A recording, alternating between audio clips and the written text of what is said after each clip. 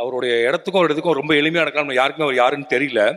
நான் அவர் யாருன்னு எங்கே பார்த்தேன்னா ரொட்டர்டாம் 2024 விடுதலைக்காக அவர் வந்திருந்தார். 7 மணிக்கு நான் போயிருந்தேன். நாங்கள் 2 பேரும் அந்த ஒரு ஆடிட்டோரியத்துக்கு வெளியில் நின்றுருந்தோம். ஒருத்தர் வேகமாக வந்து பேசினார். முதல்ல நான் நினச்சேன் அவர் ஒரு தமிழ்காரராக இருப்பார்.